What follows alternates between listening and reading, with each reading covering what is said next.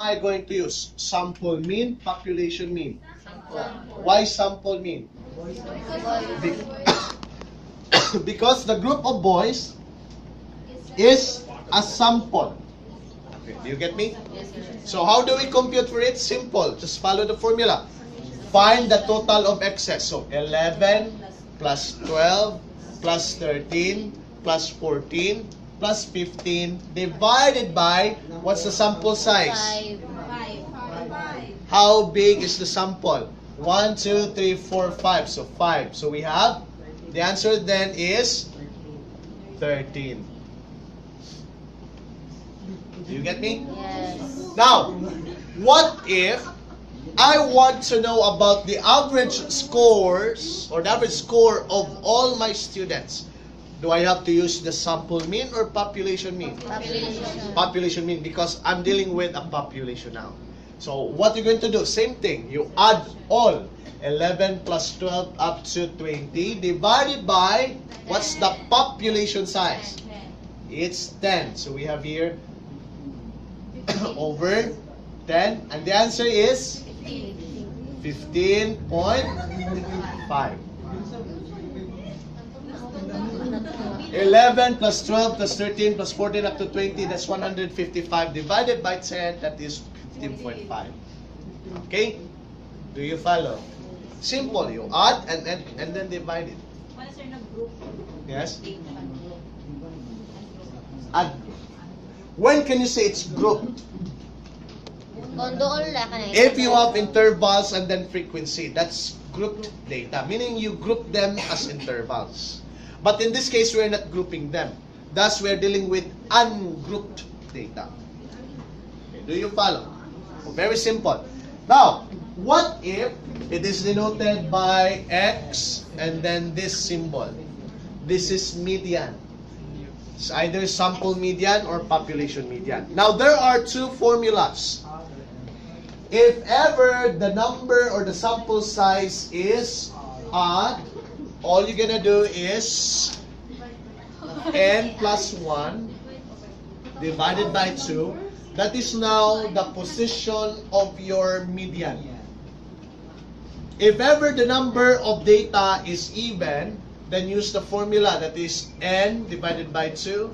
Then we have here n divided by 2 plus 1. These are now the locations or the positions of your data. You add the values divided by 2. Okay, let's have an example. 11 to 20. How many scores do we have? 10. 10. Now, first and foremost, kindly answer the question. Are the data arranged in order? Yes. So, is it ascending, descending? Ascending. So, that's a requirement for median. Okay, do you get me? So, there are 10 scores. Is 10 even or odd? Even. So, use this formula. What is our n? 10. 10. So we have x sub n over 2 plus x sub n over 2 plus 1 divided by 2. So this is, what is our n? 10. 10 divided by 2. 5. So we have x sub 5. 5 plus 1. 6. So we have x sub 6 divided by 2, which is our x sub 5. X sub 1, 2, 3, 4, 5. So we have 15 plus 16 divided by 2, your median is 15.5, which is the same with your population mean. Do you follow? Or, if you don't like it, you can just actually use your fingers. Are you good in using your fingers? Or add? Add. So use the first formula. So that is x sub n, which is 9, plus 1 over 2, that is x sub 10 over 2, or that is x sub 5. 1, 2, 3, 4, 5. So the answer is 15. So that's now your median. Or you can use your fingers. Mode is computed, or it's not computed, it can be determined by simple observation. That is, find the number which has the greatest frequency. So here, do we have a mode? Wala. So what is your mode here? 0. Are you sure? Wala. If what is wala? If you will say that your mode is 0, then the implication is 0 appears the most. If you Null, say sir. 0. Null. What do you mean by null? Wala. Null? Wala suit. What do you mean by null? Wala, null and void. 0 or null. But you can say Null. mode does not Exist. exist. Limit does not exist. If there is no modal, trimodal, or multimodal, fine.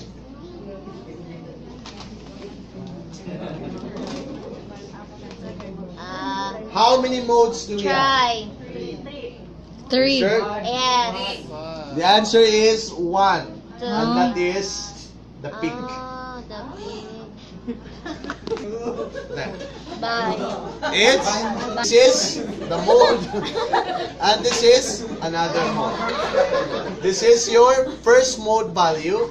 This is your second mode value. So therefore we call it as Bye. mime. Why are you laughing then? I'll say 11, 12, 13, 14, 15, 16, 17, 18, 19, 20. 20. So let's say there are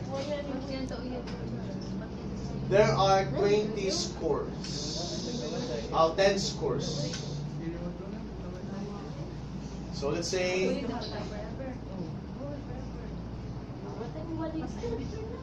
these are, let's say, math. Math scores. Okay.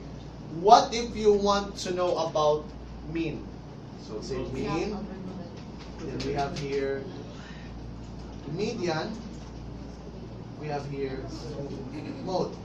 Okay. How will you compute for the mean? It's very simple. Here you just have to type equal and then type average. Average. Open parenthesis, and then you highlight all the scores, close parenthesis, enter. So that is now your mean. How about for the median? Simple. Equal sign and type median. And then open, highlight all these scores, whether they are arranged or not. The answer is same. How about for mode? Now, if you are sure that there's only one mode value or none, or no mode value, then you can just have mode singular, or mode sing or mode.